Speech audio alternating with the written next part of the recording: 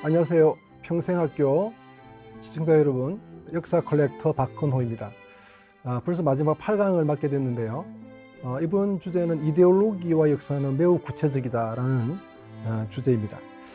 그 이데올로기라고 하면 보통은 추상적이고 고시적이고 현실과 매우 동떨어진 것으로 생각하기 쉽습니다.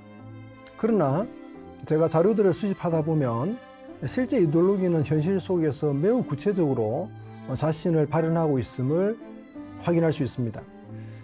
이에 대해서 수집한 자료들을 통해서 이야기를 드리겠습니다. 제가 수집한 학교 사진인데요. 졸업사진으로 보입니다.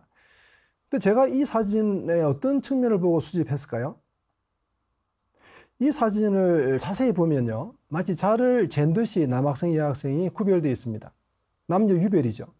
자, 남녀 유별이 유교 윤리를 내세운 조선이 망한 지 수십 년이 지난 상태임에도 불구하고 유교 윤리는 살아남아서 생활 속에서 사람들의 습속으로 자리 잡았습니다. 너무도 자연스럽게 남녀가 구별되고 있습니다. 조선시대 남녀 유별은 매우 엄격했죠. 이를 구현하기 위해서 남자 여자가 대화도 함부로 말을 섞지 못했습니다. 남녀가 대화할 일이 있으면 내법에 의한 대화라고 해서 가상의 제3자를 설정해 놓고 말을 주고받았습니다. 이런 남녀 유별의 윤리는 조선 후기 천주교나 혹은 개신교가 들어와서 미사나 예배를 드릴 때도 적용됩니다.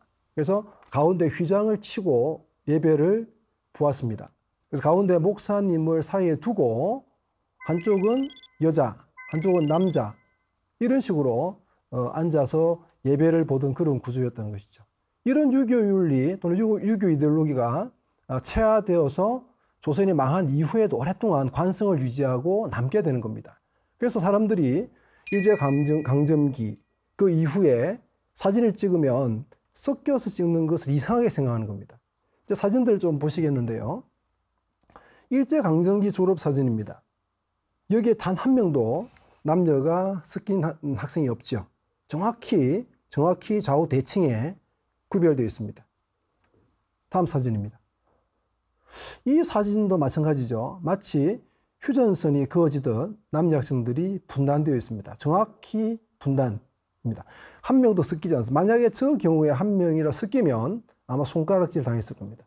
저 사진을 찍으면서 내가 남녀 유별을 실천한다고 생각하지 않았을 겁니다. 그냥 자연스러운 것이죠. 좀 더 시간을 뒤로 가보죠. 67년입니다.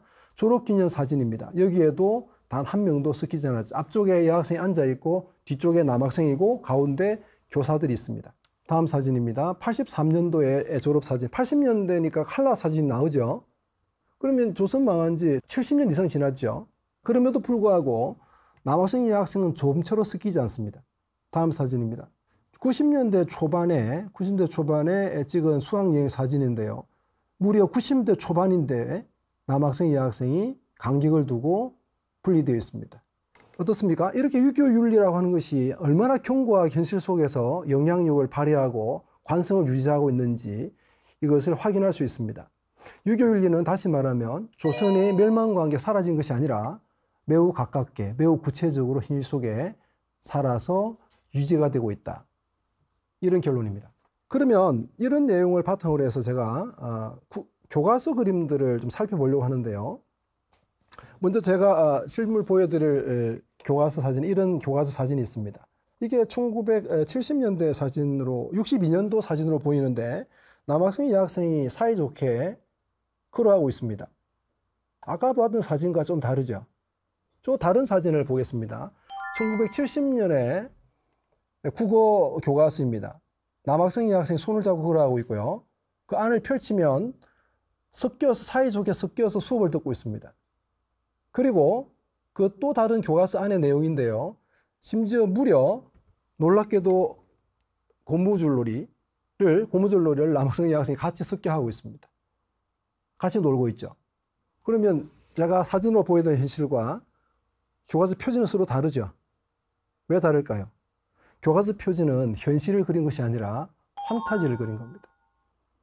그렇게 되는 것이 옳다라고 하는 먼 당위를 표현한 것이고 현실은 전혀 다른 것이었죠. 그래서 이거를 정확히 이해해서 이런 자료들을 봐야 됩니다. 다른 주제로 넘어가겠습니다. 이 사진은 제가 수집한 사진인데 아주 작습니다. 제가 이 조그만 사진을 수집한 이유는 바로 오른쪽 귀퉁이에 있는 칠판의 글씨입니다. 거기 보면 천군백군이라고 되어 있죠. 이게 굉장히 제가 재미있게 보고 수집했는데요.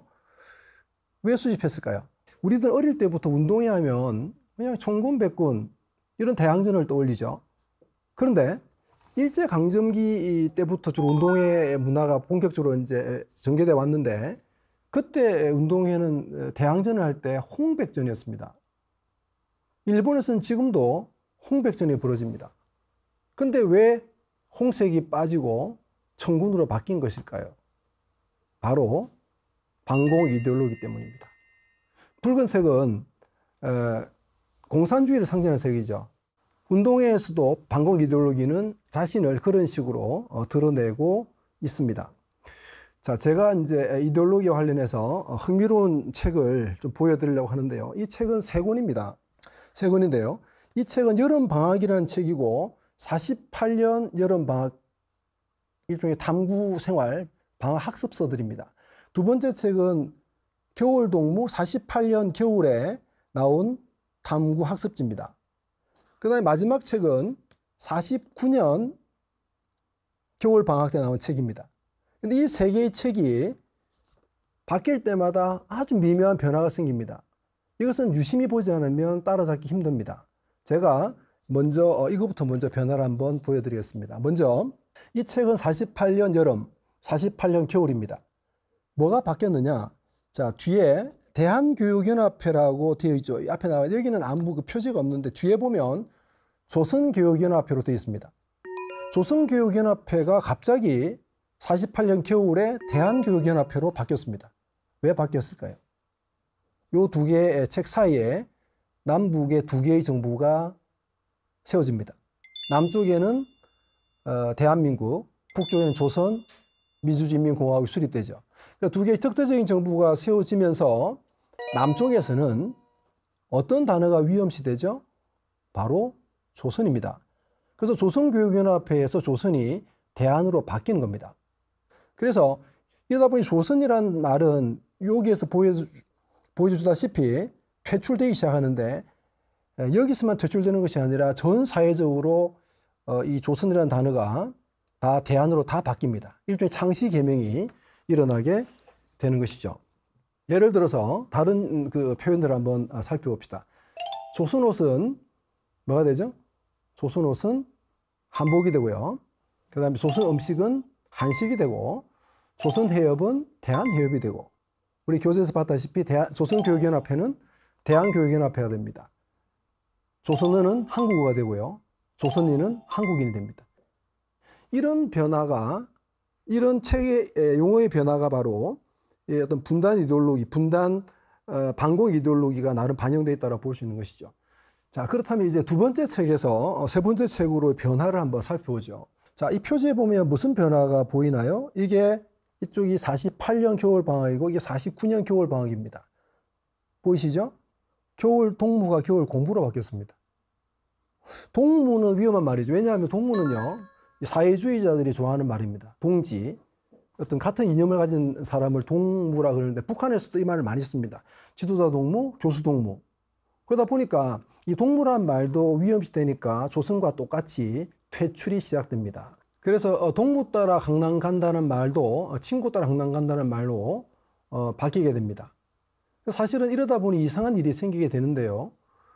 어린 아이들끼리 친구야 친구야라고 이야기를 합니다. 근데 문제는 이 친구라는 말은 친할 친 오래될 구자입니다. 그래서 옛날에는 오래된 사람들 프렌드를 친구라 그랬고, 어린 아이들은 보통 동무란 말을 썼거든요. 4살짜리 아이들이 오래돼 봐야 얼마나 오래되겠습니까? 그래서 그 말 사실은 어폐가 있는데, 이 반공 이데올로기 속에서 말은 그렇게 이제 서로 이상한 방식으로 진화를 하게 되는 것이죠. 이렇게 분단 체제하에서 반공 이데올로기는요, 색깔 하나, 동무 친구 말 하나, 하나에까지 구체적으로 영향을 끼치고 있습니다.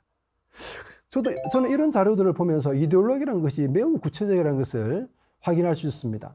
남녀 유별의 이데올로기는 사진 찍을 때 훅 들어오는 겁니다. 그래서 이데올로기뿐만 아니라 역사도 또한 그렇습니다. 역사라고 하는 것이 매우 추상적이고 우리가 동떨어진 이야기로 생각하기 쉽지만 우리가 살아 숨쉬는 이 모든 것이 역사이고 우리 속의 역사는 늘 같이 현존하고 있습니다. 그래서 역사 아는 것도 중요하지만 만들어 나가는 것이 더 중요하다고 생각합니다. 제 강의는 이런 의미를 담아서 미국 소설가 제임스 볼드윈의 말로 마무리하고자 합니다. 역사는 단순히 과거에 관한 것이 아니다. 아니, 과거와는 거의 상관이 없다. 역사가 강력한 힘을 갖는 까닭은 우리 안에 역사가 있기 때문이고 우리가 깨닫지 못하는 다양한 방식으로 우리를 지배하기 때문이다. 그리하여 말 그대로 우리가 하는 모든 일 안에 현존하기 때문이다. 이상 저와 함께 수집의 세계에 같이 여행해 주셔서 감사합니다. 역사 컬렉터 박건우였습니다. 감사합니다.